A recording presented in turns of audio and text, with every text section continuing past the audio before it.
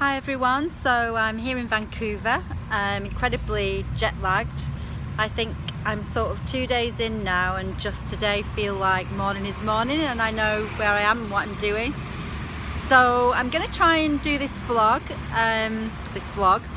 every day if possible, but it is really hard to get time to do it because the event that I'm at, which is co-creating Cities of the Future, is literally, we start at 8:30 in the morning and then it runs till kind of 6 at night, and by that time you're just so full of information and you've had so many conversations that it's difficult to really take time to process that. And it's like an hour's commute and I'm across town on SkyTrains and all that kind of thing.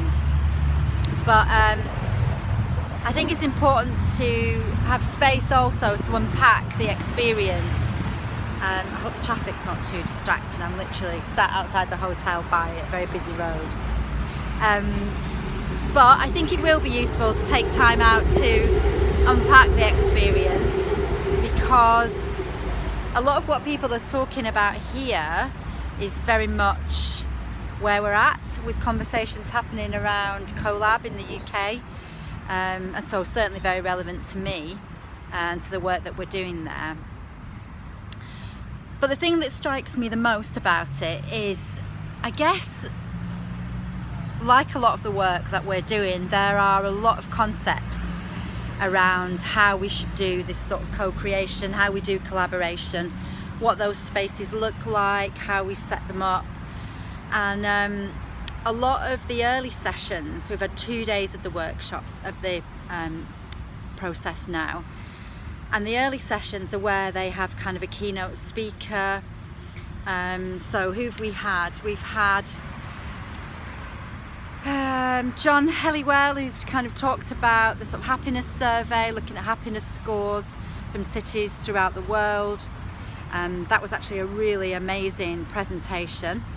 And then today we had Shauna Sylvester and Julian Agiaman, I don't know if I pronounced that right, who kind of were talking about space and creating spaces for dialogue. So it doesn't sound like they're connected, but the happiness survey, what came out from that was interesting was that there was a lot there about core values that people want to see in the communities of the future. So thinking about generosity and trust, and spaces where you can feel safe to have the conversations that you need to. And he talked about where that was present, although those places weren't perfect, that there was a real strong sense that you were cared for and you were trusted as a citizen, and that there was somewhere to go to be able to create what you wanted places to look like, and your views were taken into account. And I was kind of thinking about whether or not we have spaces like that, and certainly at CoLab that's something we aspire to try and create. But in reality, the day job gets in the way, and that's not always that easy to put that intentionality into creating spaces like that. But where you do, it's not that they're always easy, but happiness, a bit like well-being, is not always about feeling good or things being easy. It is where you have a space to talk about some of the challenges that we're facing now, and processes and support to do that, but that you feel safe to express your own truth in that situation. And again, I think there are pockets of that are certainly happening in my own work, but that isn't everywhere. Not every space that I go into do I feel like I can really say what I mean and be honest about what's going on. So one of the ways of describing that I thought was really useful, again from the presentations more today, was about when we're in spaces where we feel like we've got something to contribute, but we experience our own resistance, either because we don't think we're qualified or we don't think what we're saying is relevant. And rather than kind of staying quiet or stepping away or absencing, that really the invitation is to lean into that. And I've been sort of considering about, what does that mean? What is it to lean in? And I think for me, even just staying present to it, even just remaining with full eye contact into the situation is about staying in the space, is about leaning into it, it's remaining connected, still listening. And when you do that, no matter how big or intractable the issue is or the situation is that you're talking about or you're witnessing, it's like you don't have to necessarily do anything, but you're showing up by being there. And when you do that, the initial resistance, the initial difficulty tends to pass, and then you arrive at a place where new things are possible. So, which brings me to the presentations today from the second speakers, and these are just really the highlights. You know, there's so many of the workshops and the different conversations that feed into this, but I think it's always trying to connect into what are the takeaways, what are things that I will use again.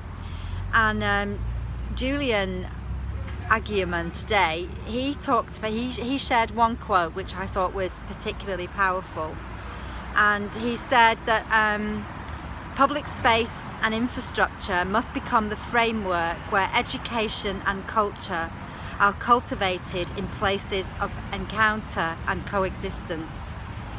And this idea of having places of encounter rather than places where you talk about a problem or bring an issue, I think that's a subtle but really important difference. And that idea of encounter is something we've talked about before in CoLab, but although I've kind of understood it, I've never really thought about what that means. And it's back to the whole thing about leaning in, that when you aim to encounter, it's kind of like you remain connected, you stay open, you stay with the situation, and then you see more, you experience more, you listen, you hear. And I'm quite excited about going into conversations and applying that. So really thinking about where I can remain present and where I'm staying curious, staying open, and allowing that conversation to reveal what it is we might do. So I thought that was incredibly powerful, and that in those spaces then, when you're approaching it in that way, it's then thinking about place in terms of, that could be the organisation that you're in, it could be the building, it could be the city that you're living in, but then how do you allow the future of what that needs to be to enter the space now, so nothing becomes, you know, a 10-year plan where we arrive there in 10 years. It's kind of like, even if the vision is very ambitious, you can begin it now by allowing that future to enter the conversations about what you do in this moment.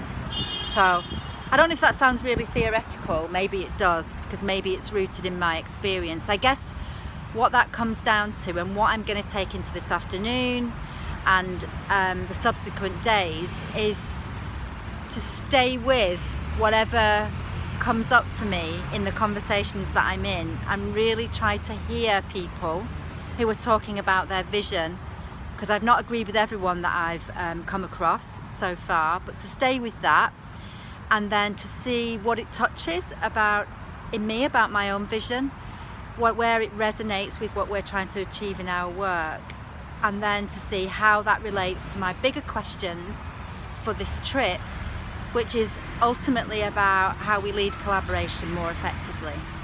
So we'll see what happens, and I'll keep in touch.